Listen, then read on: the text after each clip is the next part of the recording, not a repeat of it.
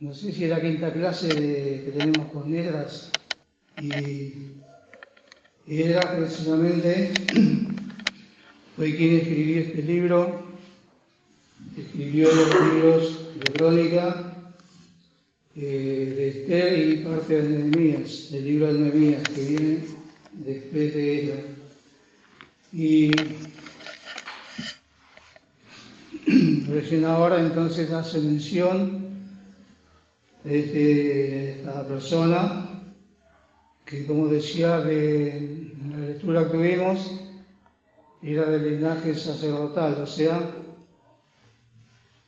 era descendiente de Aarón.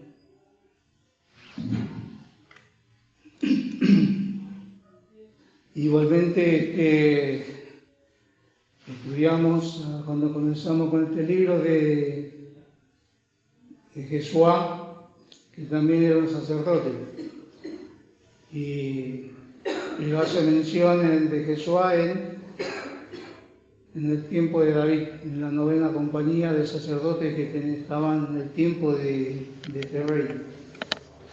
Y bien,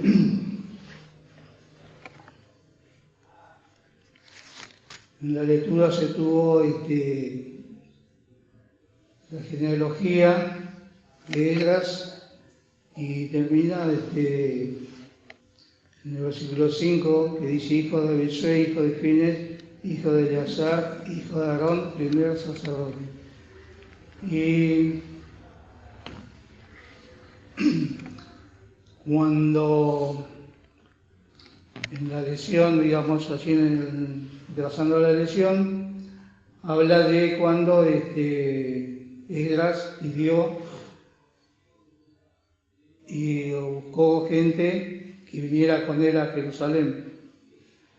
Y precisamente decía un versículo, ya vamos al capítulo 8, en el versículo 15. Esdras, capítulo 8, versículo 15. Y juntélos junto al río que viene de Ahava, y reposamos allí 3 días, y habiendo buscado entre el pueblo y entre los sacerdotes, no hallé allí de los hijos de Leví. Y los sacerdotes eran levitas, lo cual era el tema, que con el tiempo se olvida, ¿no? Entonces hay que volver al principio. Y los sacerdotes eran los descendientes de Aarón, y los demás levitas se debían ocupar de las cuestiones del templo. Y esa es la diferencia, por eso llama la atención este texto, ¿no es cierto?, cuando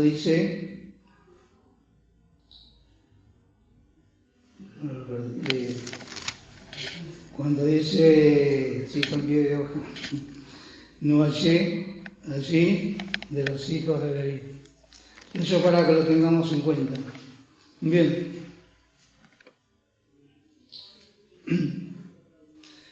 Y en el versículo 6 dice: Esdras subió de Babilonia, el cual era escriba dirigente en la ley de Moisés, que Jehová Dios de Israel había dado, y concedió al rey según la mano de Jehová su Dios sobre todo lo que pidió. Acá en la lectura no hace una mención de que Esdras haya orado a Dios, pero por lo que dice en la segunda parte de este texto: y concedió al rey según la mano de Jehová su Dios sobre él todo lo que pidió. Entonces nos manifiesta, nos demuestra que sí, Esdras había orado a Dios, y después fue y habló con el rey, y por eso dice: el rey concedió al rey según la mano de que Jehová Dios de Israel había dado. Y debemos tener en cuenta 2 cosas. La primera era que Dios les había prometido que tras los 70 años de cautiverio los iba a traer de nuevo a Jerusalén. Entonces tenemos eso por un lado. Y por otro lado, tenemos el deseo de ellos de volver. Si bien Esdras, cuando vuelve a Jerusalén, lo hace 80 años después de del primer regreso, ¿no es cierto?, junto con Jesuá y Jerobabel.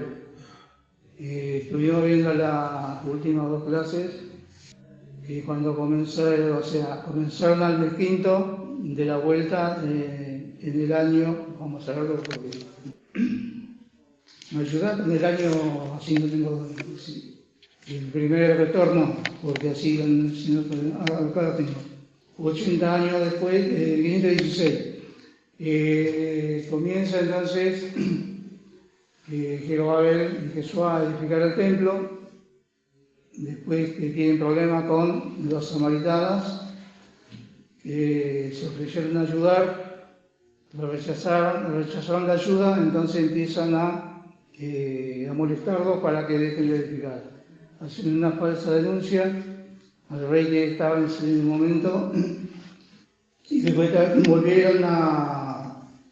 comenzaron otra vez a edificar bajo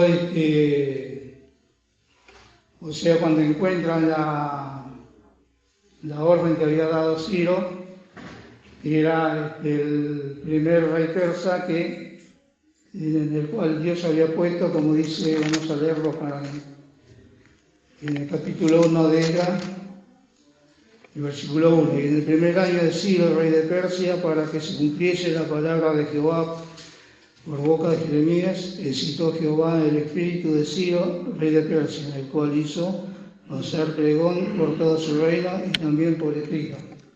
Entonces, después, con rey que estaba, en el capítulo 4, versículo 1 dice: oyendo los enemigos de Judá y de Benjamín que lo venido de la cautividad edificaban el templo de Jehová de Israel, llegáronse a Zorobabel y a las cabezas de esos padres. Bueno,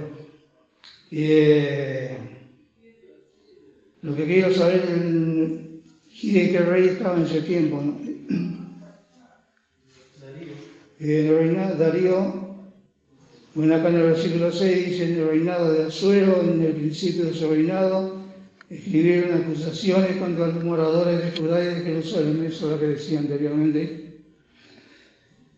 Pero después se encuentran la orden que había dado Ciro, no a donde estaban buscando primeramente, sino en nuestro pueblo, en nuestra localidad.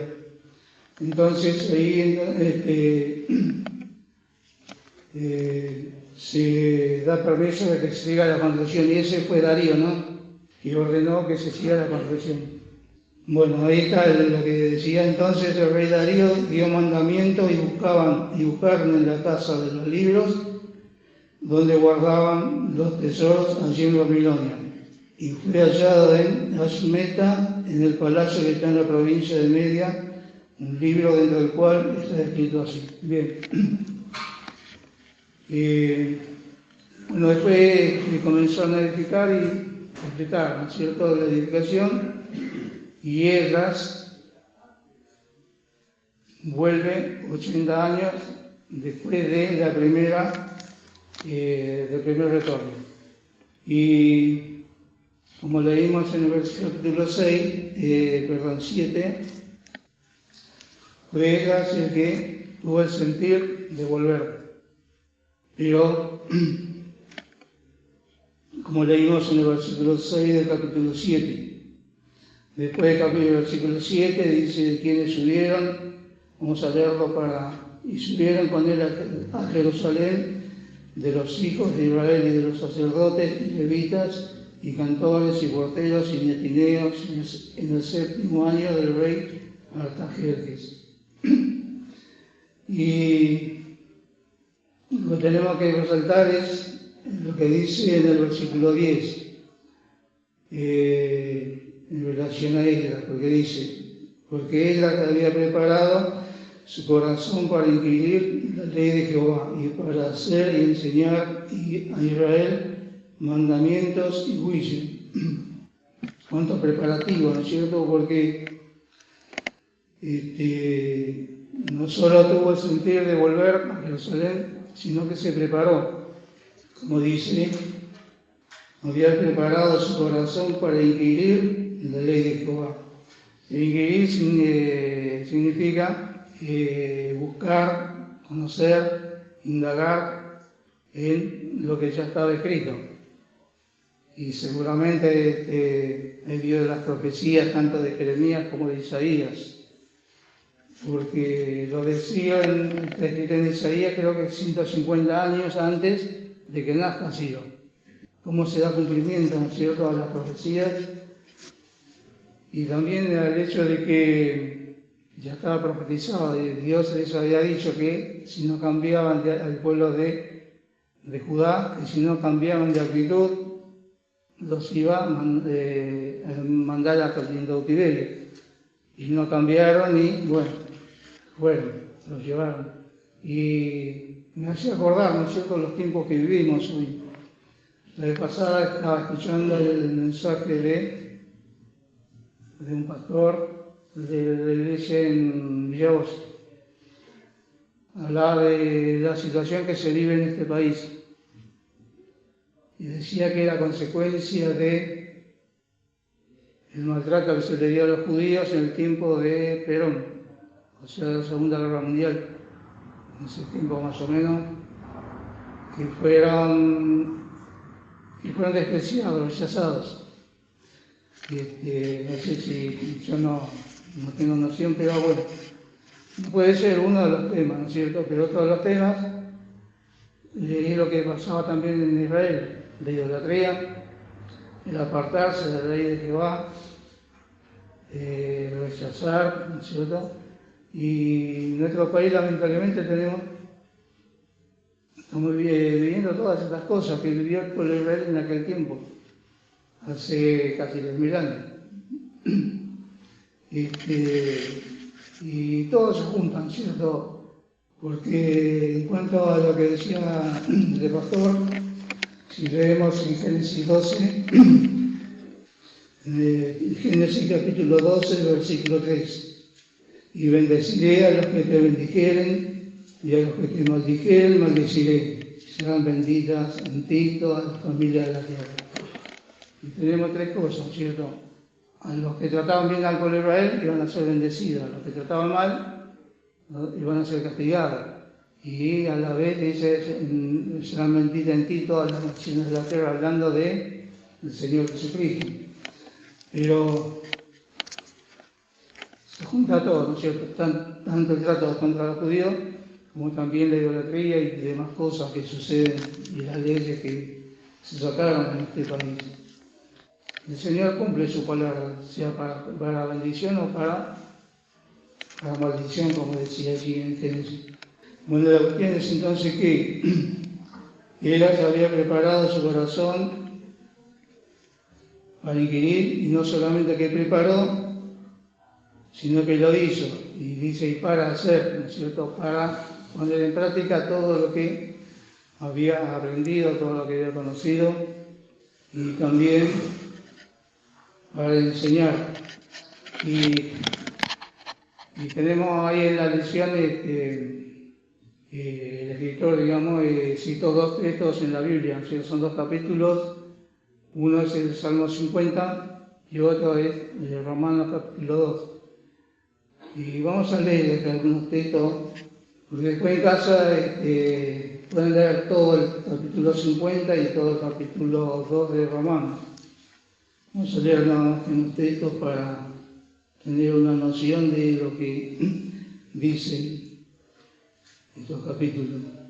En el Salmo 50, versículo 14, podemos leer así: sacrifica a Dios alabanza y paga tus votos al Altísimo. E invócame en el día de la angustia, te libraré y tú me honrarás. Es una de las fases, ¿no es cierto? Y la segunda dice, de 16 a 17, pero al malo dijo Dios, ¿qué tienes tú que ignorar mis leyes y que tomar mi pacto en tu boca? Pues que tú aborreces el castigo y echas a tu espalda mis palabras. Es impactante, ¿no es cierto?, estas palabras, digamos. Y vamos a leer algunos versículos también en el libro de Romanos, capítulo 2, que vamos a leer del 17 al 24. Este capítulo de Romanos es llamativo porque la exhortación es a distintas clases de personas. Y en la última, en el 17 dice, aquí tú tienes el sobrenombre de judío y estás reposado en la ley y te glorías en Dios. Y sabes su voluntad y apruebas lo mejor, instruido por la ley. Y confías que eres guía de los ciegos, luz de los que están en tinieblas, enseñador de los que no saben, maestro de niños que tienen la forma de la ciencia y de la verdad en la ley. Tú pues, que enseñas a otro, no te enseñas a ti mismo, tú que predicas que no se ha de hurtar, hurtas, tú que dices que no se ha de adulteras, tú que abominas los ídolos, cometes sacrilegio, tú que te jactas de la ley, con infracción de la ley deshonras a Dios, porque el nombre de Dios es blasfemado por causa de vosotros entre los gentiles, como está escrito. Bien. Y redarguyen, ¿no es cierto? Redarguyen estas palabras, porque en definitiva, cada uno de los creyentes somos, como decía el apóstol Pablo, el libro abierto, ¿no es cierto?, a la gente. Y a veces tenemos que pensar qué testimonio damos delante de los incrédulos. Porque hay una cosa que, no sé, experimentar, ¿no es cierto? Y los incrédulos tienen más confianza, a pesar. Muchas veces decimos que los incrédulos odian a los creyentes, aborrecen a los creyentes, pero los incrédulos confían más en un creyente que en uno que es incrédulo como ellos. Confían más y esperan también a la vez ver otra cosa, una cosa distinta. Y se manifiesta, ¿cierto? Cuando uno da buen testimonio en la calle, en todo lugar, se notan algo distinto. Y si lo ven a uno con la carterita, llevando la Biblia, más todavía, porque dicen, uno se cruza en la calle y dice, hola hermano, ¿cómo le va? No sé si a vos te pasó. Y pasa esas cosas. Pero eso es lo que en esta lección tenemos muchísima enseñanza, ¿cierto?, en este aspecto, por lo que hizo ellas, y después también por la confianza, que es la confianza que tuvo Esdras en el Señor, porque dijimos al principio que se estaba cumpliendo lo que Dios les había prometido de volver o de retornar a Jerusalén a los que habían estado cautivos. Si bien no vinieron todos juntos, porque en el primer retorno vinieron 50.000 personas, en el segundo retorno con Esdras volvieron casi 2.000 varones, dicen. Entonces, sin contar los chicos y sin contar las mujeres. Entonces no sabemos exactamente, de varones, 2.000 casi.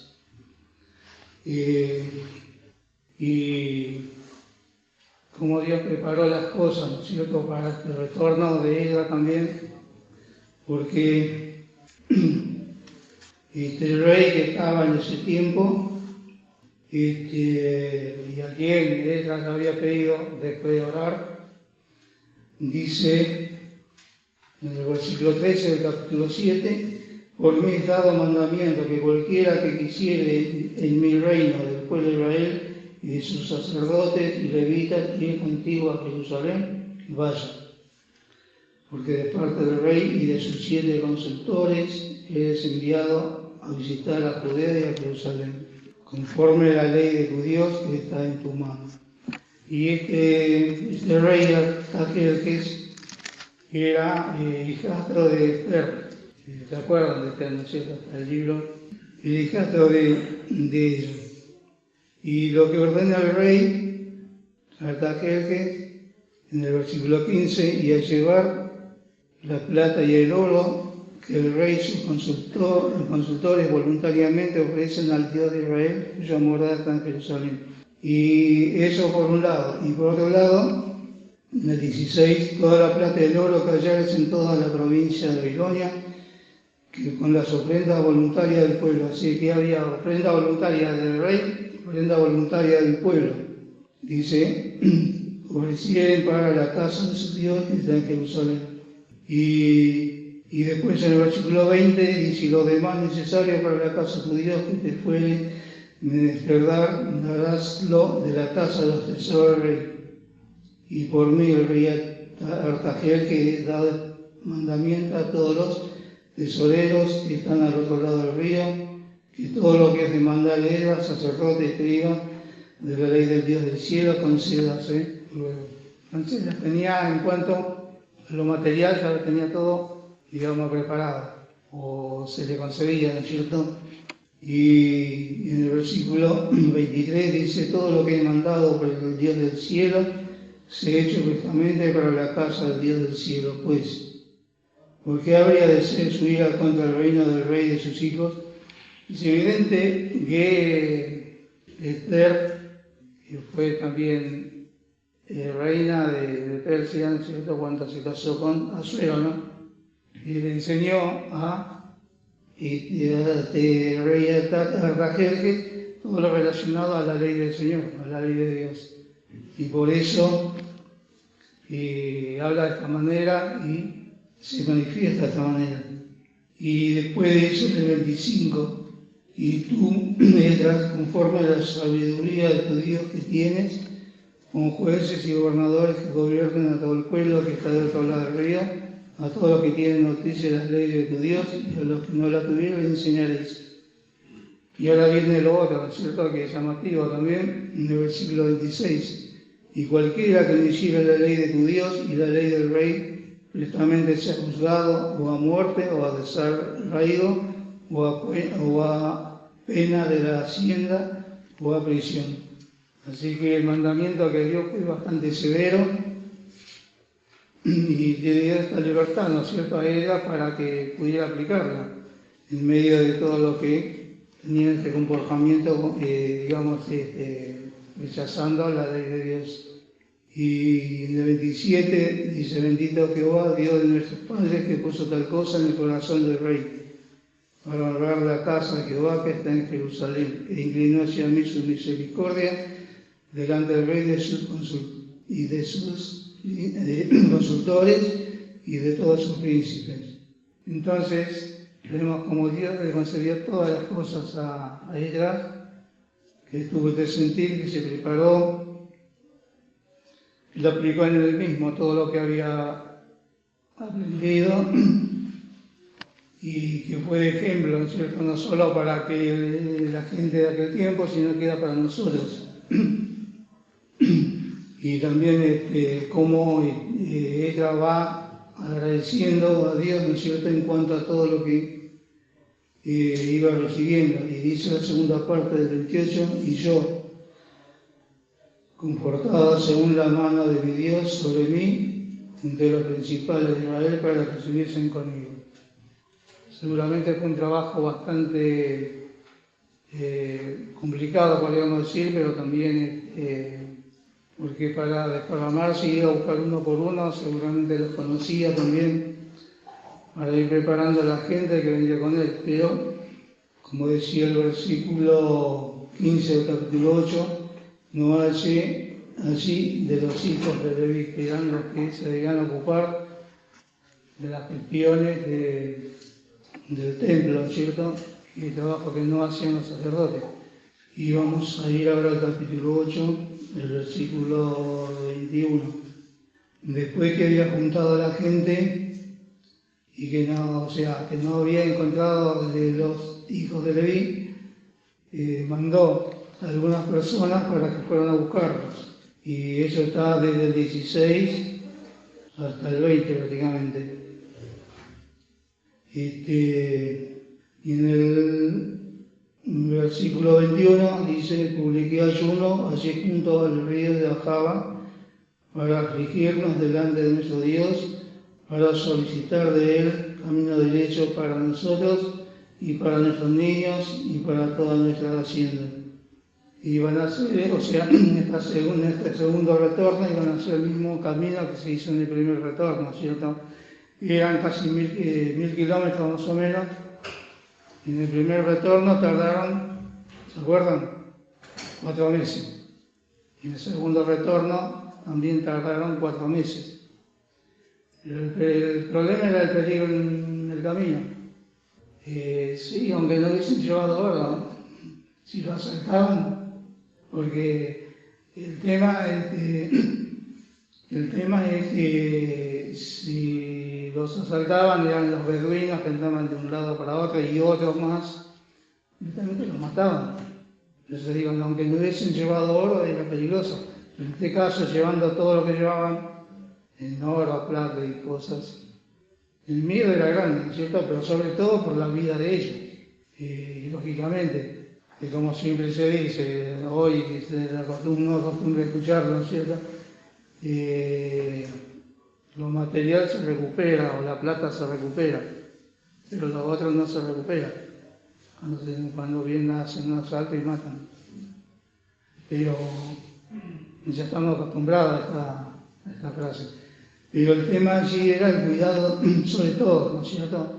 Sobre la gente, sobre lo que llevaban, porque era todo para rociar el templo. Y dice el versículo 21, publiqué ayuno junto, había dejado para afligirnos. Y para afligirnos entiendo que significa confesión de pecado, arrepentimiento, como lo decía el apóstol Pablo, sacrificio espiritual. Y que a veces nos cuesta tanto porque nosotros no somos mejores que aquellos, pero nos queda para lección, para que podamos recordar estas cosas, así a ellas, ponerlas en práctica. Por eso decía lo que dice acá en la segunda parte del 21, dice, para solicitar de él camino derecho para nosotros y para nuestros niños y para toda nuestra hacienda. Entonces decía, no era solamente la plata, eso es lo de menos, se podía recuperar. Pero la vida de la gente, eso ya. Y los tiempos que vivimos hoy también no son distintos, por eso decía. Y en el 22, porque tuve vergüenza de pedir al rey tropa y gente de caballo que nos defendiesen del enemigo en el camino, porque habíamos hablado al rey diciendo, la mano de nuestros dioses para bien sobre todos los que le buscan, más su fortaleza y su furor sobre todos los que le dejen. Eso nos retiendan, ¿no es cierto? Que a veces confesamos y damos testimonio y después nos encontramos en esa encrucijada, ¿no es cierto? Porque no es solamente de ella esto, también nos puede pasar a nosotros. Pero ahí está donde se manifestó la fe de sacerdote que dice, publicó ayuno, confesión para afligirnos, dice confesión de pecado, dijimos arrepentimiento, porque lógicamente se viene a la mente de estas personas que hacen énfasis en la sanidad, cuántas personas, cuánta gente murió porque le dicen no vaya al médico, ore que Dios la va a curar, no vaya al médico. Vecinos míos murieron porque esta gente le decía no vayan al médico, oren a Dios, pidan a Dios. Y es triste, ¿no es cierto?, como se utilizan estas cosas para engañar y dañar, porque eso es dañar a la gente.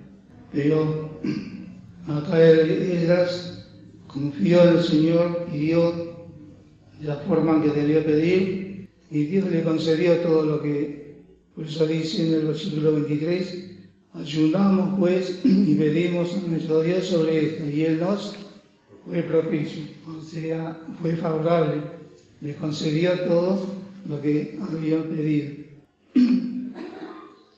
Después habla de la forma en que organizó para llevar todas las cosas. Y en el versículo 27, pesé la plata y el oro y los vasos, o sea, pesó antes de salir, y el cuidado de estas cosas se las concedía gente de confianza, ¿cierto? También era responsable de todos ellos, de todo lo que llevaba.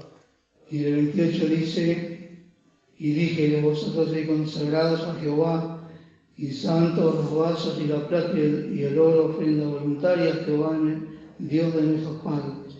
velad y guardadlos hasta que lo peséis delante de los príncipes, de los sacerdotes y levitas, y de los jefes de los padres de Israel en Jerusalén y las cámaras de la casa de Jehová.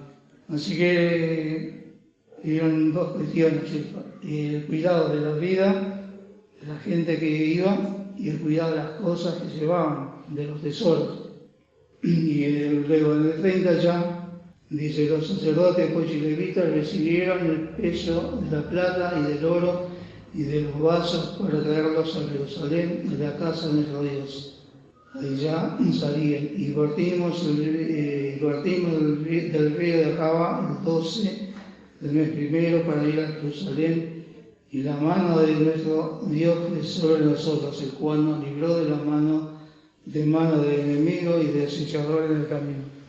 Así que el Señor fue propicio, los guardó y los amparó, porque pobrecito, ¿no es cierto?, si lo hubiesen atacado, ellos no llevaban nada para defenderse, y frente a tanto desprecio, porque si bien fue Satanás el que estaba en contra de todas estas cosas, en contra de este retorno, en contra de los judíos, pero también esta cuestión que hoy estaba en el corazón de aquella gente, estaba en el corazón de los enemigos de Israel, este odio, este desprecio.